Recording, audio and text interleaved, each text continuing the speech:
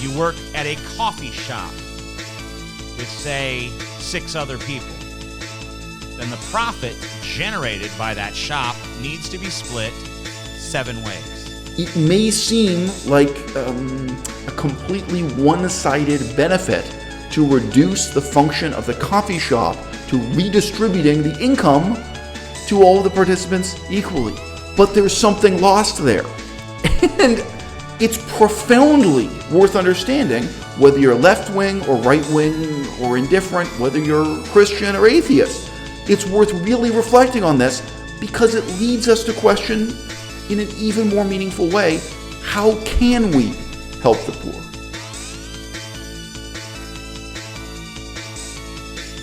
The labels used to describe my beliefs do not, in and of themselves, encompass my beliefs. I can tell you this, though. Capitalism should perish from this earth. It turns everything into a commodity. This is a brief observation, but I beg you to take it seriously.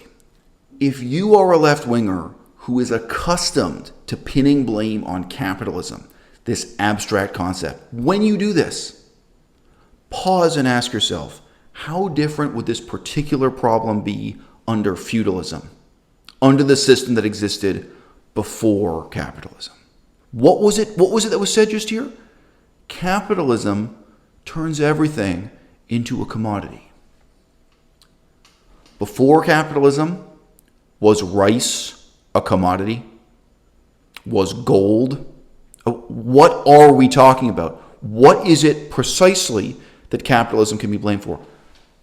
I also have my frustrations with this society. I struggle with, on a daily basis, how terrible the education system is in Canada. I struggle with, on a daily basis, just the reality of living in a society that has massive levels of drug addiction all around me on the streets every day, okay? And yet I never let myself slip into that lazy habit of mine of pinning the blame on this abstraction, capitalism. Was education better under feudalism? Oh, really? What? So why is it capitalism? Oh, gee, were there no alcoholics? Were there no drug addicts of the drugs available in that day under feudalism? What really is the connection between the things we complain about and capitalism? I'm not going to tell you that in all cases the left wing will be wrong, or that in all cases TJ the Amazing Atheist will be wrong.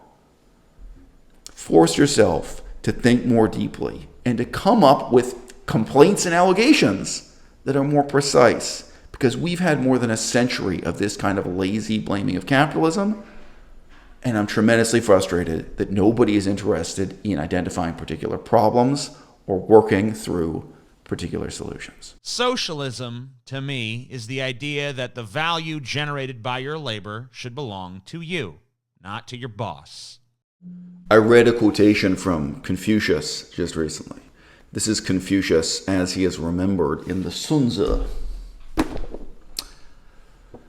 There's nothing more contemptible, nothing more pathetic than to neglect learning when you are a young man and then have nothing to teach others when you grow old.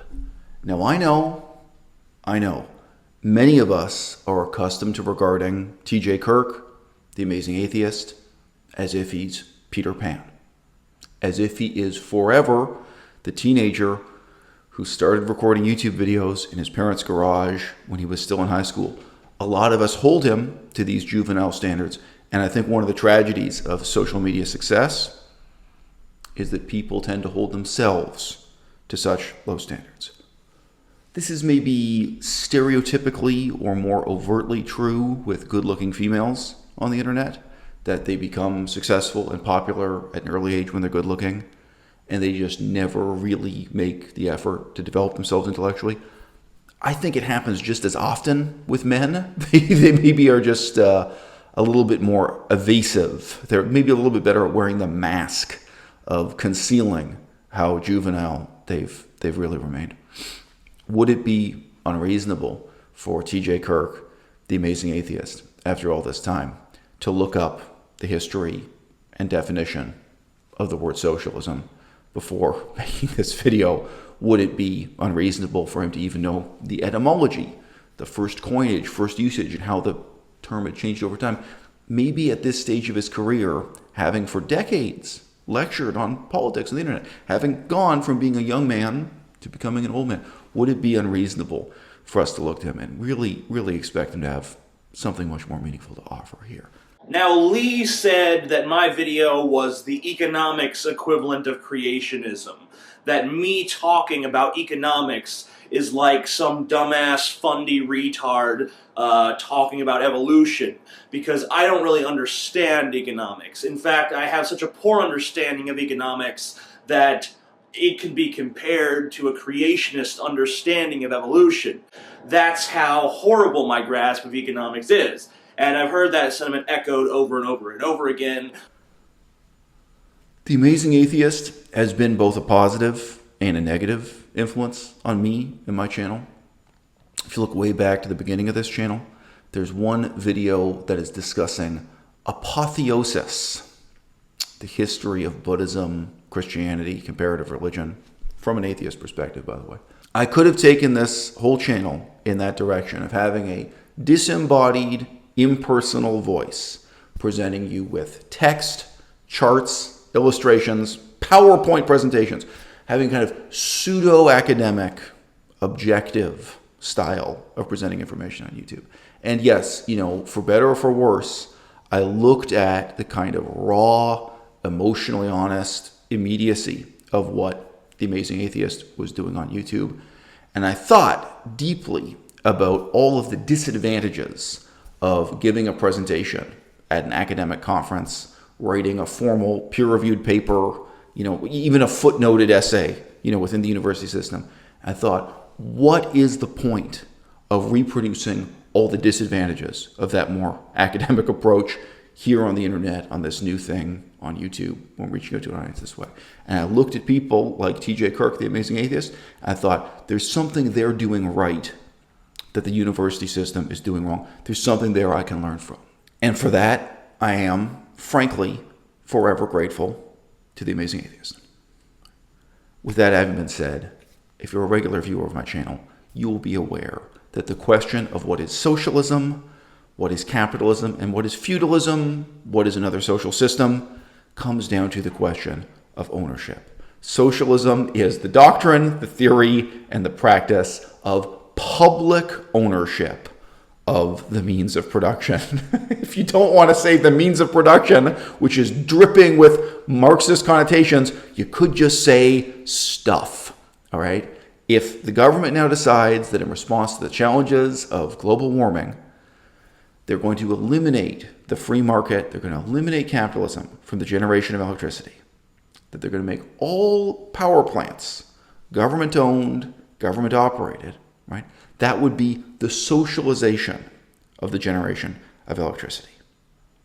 There would be advantages and there would be disadvantages. In the short term, many people might applaud this effort, right? In the short term even, it might mean better pay or wages for some of the lowest paid staff who are currently working at, nuclear power plants, coal burning power plants, whatever type of power plants you got, where it could improve workers. There would be advantages in terms of the government being able to disregard the whims of captains of industry, corporate leaders, and just command that part of the economy to transform itself from using one type of power generation to another. And there are disadvantages. Right? Over the long term, one of the most important is the disappearance of innovation itself. What you're going to have is a government department that operates the generation of electricity in much the same way that government departments operate the military. And let me just note, the military has its own healthcare sector. The military has its own old folks' homes, retirement homes.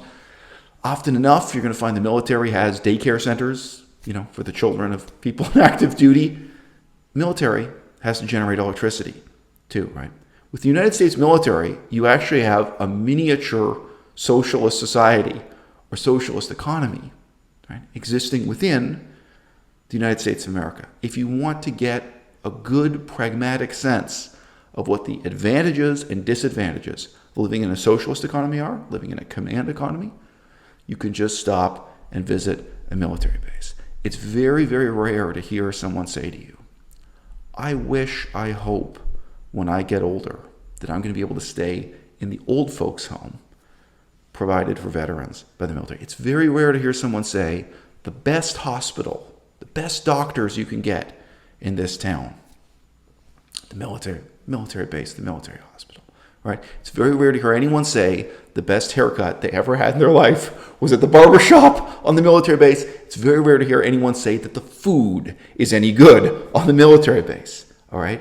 Socialism is not impossible. It's not the bogeyman. It's not something to be afraid of. It's something we need to start thinking about in a much more nuanced way, because people are presenting it as an incredibly simplistic solution to some incredibly complicated problems with terrible long-term implications. I think in some instances, it is fairly unambiguous. If you work at a coffee shop with, say, 6 other people, then the profit generated by that shop needs to be split 7 ways. Broadly speaking, in terms of both morality and aesthetics, what I tend to have in common with left-wingers is just a sincere concern for the plight of the poor. Even a kind of bias where I tend to judge how well society works in terms of how well it works for the poorest of the poor. But there's nothing distinctively left-wing about this. You can meet right-wingers, you can meet conservative Christians who have decades of experience doing charity work, working with the homeless, working with the poor, working with the downtrodden and oppressed of society, or helping people who've just gotten out of prison. You can meet conservatives and right-wingers who actually share this kind of priority placed on the plight of the poor, concern for how well society works for the poor. And I may not even have that in common with the majority of people on the left. When I went to a country like Thailand, my whole concern, my whole evaluation of Thai society was how well is this country working for the poorest 10%. And it would seem to me laughable. It would seem to be ridiculous to say, oh, well, the majority of people are happy here, or the wealthiest 10% of people are happy here. And whether we're looking at communist China, present day, year 2020, or we're looking at Vladimir Putin's Russia, or if we're looking at the peculiar hybrid democracy of Japan, it just seems to me outrageously laughable to say, how can you complain? Can't you see that the social system is working great for the people at the top? Can't you see that the wealthiest 10%? And let's admit it, the healthcare system you have in the United States of America, it works really well for the wealthiest 10%. I've seen estimates putting it up to like 70%. Like 70% of people in America are happy with their healthcare system. And yeah, that's a little bit shocking and a little bit hard to handle. But then you have to challenge yourself. You have to ask, well, to what extent am I biased? To what extent am I only considering the plight of the poor? How well does America's education system work for anybody or everybody? Right? Again, I'm biased. I'm mostly thinking about the people who can't afford to pay tuition, right? And really, in our assessment and our evaluation, we have to think also about how well it works or how poorly it works for those who can. I knew a young man who was born in a very poor family. They were some combination of abusive, alcoholic, and religious maniacs. I didn't press for details. He finished high school. He went straight into the workforce, didn't go to college. He got safety training that allowed him to get a job as a janitor on a military base. And then he took that safety training and upgraded, and I think he got a job working on the floor of a sawmill. All these jobs in Canada, it's like you have to be able to do CPR and respond to it. This is a very short career. He saved up his money, and then he bought an airplane ticket to Asia, where I met him, and he went from country to country, living as an English teacher. He started in India. He went overland from India to China, lived in each of these places, sometimes for a year, sometimes for a number of months. He went down into Laos and Cambodia. He got a girl pregnant in Japan, I recall. Yeah, he promised the girl he'd settle down with her, but she decided to have an abortion. This guy saw the world. He never owned a car. All right. Everywhere he went, he had no health care. He paid in cash. When I was with him, I remember he had some health problems and he was talking to doctors, and Everything was paid for in cash. And so I think in most of these countries, he never had a bank account, living a very meager existence. All right. I'm not going to claim to you that this is a normal or typical representative of how capitalism works. But neither is the Amazing Atheist's example of a set of employees at a coffee shop. There is no typical example, right? We have to think about what's possible, right? What options people have. That same young man could have buckled down and become a dentist and had a steady income for the rest of his life. And instead, what can I say? He inherited the world, right? He saw the world. He lived as an English teacher. He lived in this strange way. He probably returned to Canada with only a dime in his pocket and went back to working a similar job to what he had before, right? I know that people take this concept of economic freedom and risk and personal responsibility, and they kind of weaponize it just to support Donald Trump, to support whatever the political cause of the moment is, right? But it's actually really important that we think about this, in a nuanced way. There are thousands of nuances that we don't have the time to explore here. The devil, after all, is in the details. What if some workers are part-time and some are full-time, What if some employees have more highly specialized skills than others that they worked hard to acquire? These questions and more need to be addressed in a way that can be generally perceived by all as equitable and as fair. Our analysis of these 7 employees working together in a coffee shop can no more be scaled up to represent what's good for society as a whole than the analysis of this one young man who ran away to become an English teacher, travel the world in Southeast Asia. The analysis of the employees in the coffee shop is just as difficult to generalize about as the career of a successful stockbroker, a middleman whose whole life consists of buying high and selling low, or a conformist kid who just decides to buckle down and become a dentist so he can have that regular paycheck for the rest of his life. One of my grandmothers was a dentist and hated it. Hated it every day, resented it, regretted it for the rest of her life, wished she'd gone into something more meaningful for the rest of her life. Really. Even as an old woman, after retirement, she was bitter about it. She felt she'd ruined her life by becoming a dentist. She lived in a condo with a swimming pool. She would have given it all up. She would have rather lived a life like that reckless young man who ran away for real. She said that to me. All right. The coffee shop. Who pays the rent? Have you ever taken one moment to look, TJ, at just how expensive the rent is for a commercial space on the ground floor that can house a coffee shop? Who bought the equipment? Who paid for the renovations? Who put the sign up over the window? Have you ever stopped to look at how much that investment cost and how many years the coffee shop would have to be successful while paying everyone a fair wage to just save up the money to pay back that initial investment?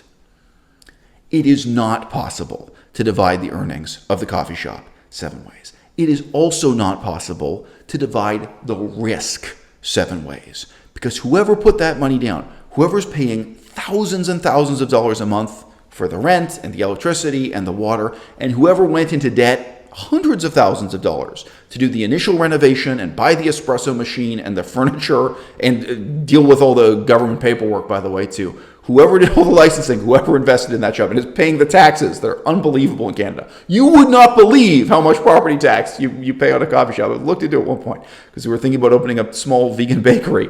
It's mind-blowing, okay? Whoever is paying all that money is genuinely taking the risk that they will never earn it back, that they will themselves go bankrupt, that they will not be able to pay back their creditors. They are putting their neck on the line. And you know what the other problem is? Looking to the future, innovation, right? Who is going to save up money from the profit at that coffee shop to invest even in something as simple as advertising, to invest in some new equipment for a new product, right? Oh, gee, we make espresso. We have a blender. What if we get ice cream and we start making a milkshake with espresso and ice cream going into the blender? Oh, and now that we have this new product, maybe we have to pay to advertise it. Who is going to make that investment? Who's going to engage in that innovation? Who is going to take on that risk? All right? It may seem like a completely one-sided benefit to reduce the function of the coffee shop to redistributing the income to all of the participants equally. But there's something lost there. And it's profoundly worth understanding whether you're left-wing or right-wing or indifferent, whether you're Christian or atheist. It's worth really reflecting on this because it leads us to question in an even more meaningful way, how can we help the poor? I think the most fundamental delusion TJ has been burdened with since his teenage years is the idea that you help the poor by beating up on private enterprise, by doing something to harm the profit-making part of the economy. And the truth is, you help the poor by actually helping the poor. As much as I may despise right-wing Christian conservatives, I think that they have a very different sense of what progress means, precisely because they have more hands-on experience with at least trying to get out and help the poor. And let me ask at this point, TJ, I made an earlier video talking about the fact that you are a fantastically wealthy individual. YouTube has certainly been very kind to you in this capitalist system. Do you have any of that experience, TJ?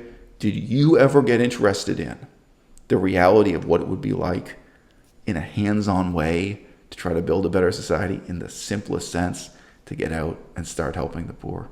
Now, do I believe that everyone in a society should be completely equal, with equal access to all resources? No. I believe that all human beings are deserving of food, clothing, shelter, health care, basic necessities.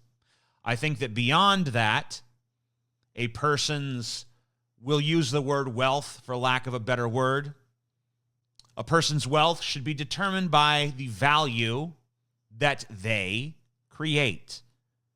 How that value is determined and who gets to determine it are valid questions. Now, I want to talk about value, if I could, because I think that a lot of the problem that people have with the argument that I made has to do with value. Another major problem with the free market argument, and this is the main one, is that it ignores objective values.